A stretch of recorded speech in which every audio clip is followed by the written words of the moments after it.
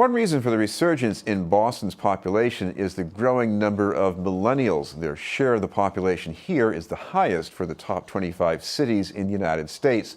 According to the Boston Foundation, millennials have some positive feelings about their future, but the report from its Boston Indicators project also found concerns about housing and economic mobility, as well as racial disparities. To explain the report is our guest, the Foundation's director of the Boston Indicators, Luc Schuster. Thank you very much for being with us, Luc. Thanks for having me, Chris. First of all, talk about the size, because all these years in Boston, I thought there were all these college grads here and college students, and I guess it's even changed quite a bit from 20 years ago. Yeah, fundamentally the story's kind of the same, that Boston's a city of young adults, but increasingly that's grown in recent years. And just like you said, Boston, of the 25 largest cities in the country, has the highest share of millennials. It's at 35%. So 35% of the whole city's population is between this narrow band of 18 to 34 years old. Basically 1 in 3 residents in that narrow band of years. I'm not too surprised to see a higher percentage of people in that age group who have college degrees or something beyond college. But at the same time, what about the people who don't have those degrees? Yeah, well, that's a real challenge. It's one of these things where a real strength of our region is how highly educated it is. There are good paying jobs in this economy that allow you to raise a family and stay here over the long term. But for those who don't have a college degree, it's increasingly tough to get by. And furthermore, some of the jobs that otherwise might not have required a college degree are sort of skilling up because there is such a high share of people with college degrees.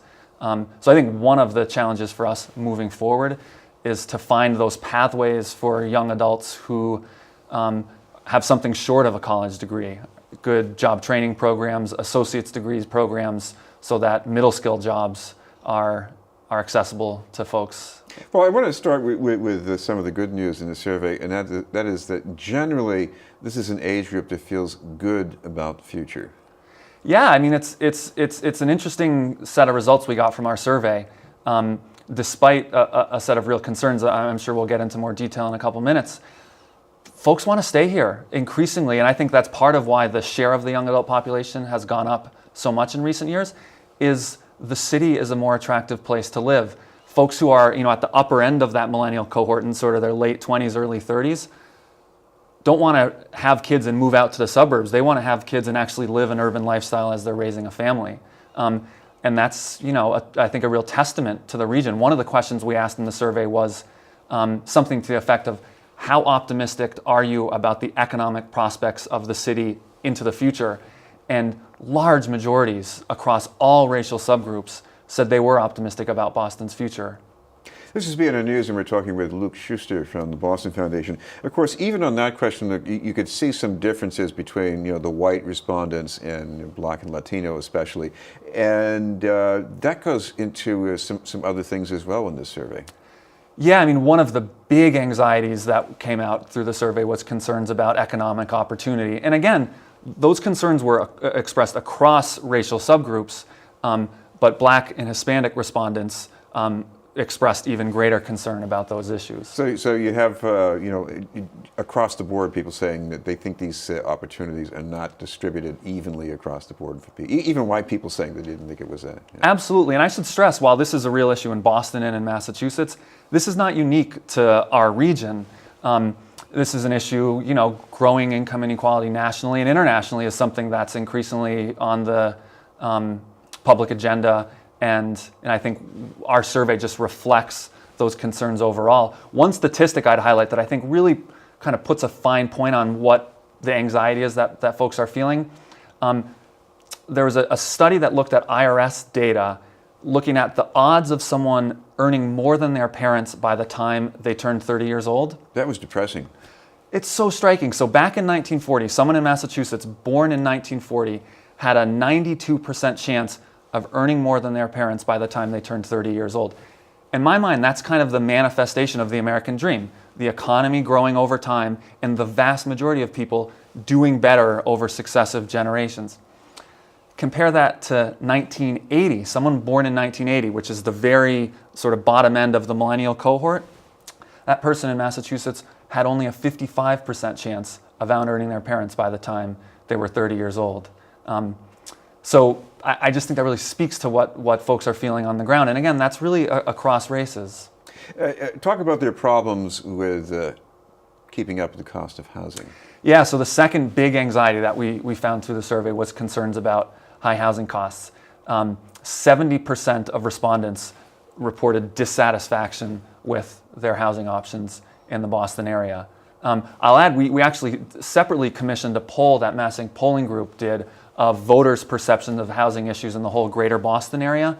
And what was interesting about that poll is you could break out the responses of people by age.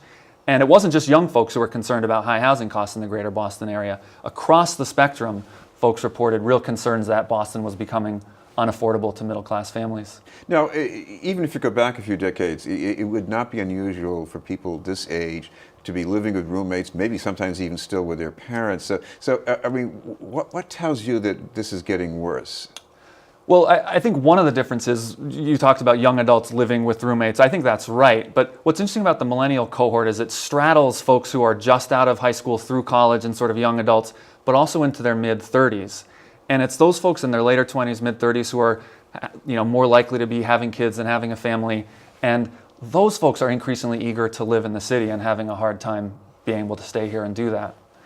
Of course, the other thing you've got to contend with here is not just the cost of housing, but attitudes about housing. I know the mayor is talking about more density, more height in some parts of the city, and some millennials, they seem to go along with that, but it's the other generations, I guess, that are casting a shadow here. Yeah, so this housing poll we did really, helps put some data behind that perception. So breaking out, one of the questions we asked was, do you think greater density improves the feel of a community or makes it worse? And younger respondents, even those up into their 40s, felt like it actually improves the feel of a community. They're living in the city because they like the vibrancy, the diversity, the energy of living in the city. And it's folks at the older end of the spectrum who felt like actually increased density hurt the feel of their communities. And I think that's one of the real sort of policy divide we're going to have to wrestle with if we're going to make our neighborhoods more affordable. And of course, in parallel, there's also the attitude toward transit-oriented housing, because I mean that's supposed to be the big solution here to housing and the all that traffic congestion we're experiencing. Yeah. So the basic idea behind transit-oriented development is let's be strategic where we allow for greater development. So around the nodes, I mean, the greater Boston area, we're really fortunate to have a pretty well-established public transit system. The infrastructure in some places is really crumbling. So there's no question we need to make some greater investments to modernize our system. But we've got these transit nodes well out into Metro West and across the urban suburbs. But we haven't allowed for enough development around those nodes so that more people can live there. If we aren't meeting the demand, housing costs are going to skyrocket, and that's what we've seen. Of course, the other end of this is you have people who are in some communities, maybe more so outside of Boston. They're worried about the expenses of running a school system. They're worried about their own traffic problems. So, I mean, don't those things have to be dealt with in some way? Yeah, they do. And I think the point you're raising about these housing issues not just being a Boston issue, or our report looked at Boston, Cambridge, and Somerville, really the urban core. But in order to address these challenges, we need to think regionally, and I think that's just one of the great challenges.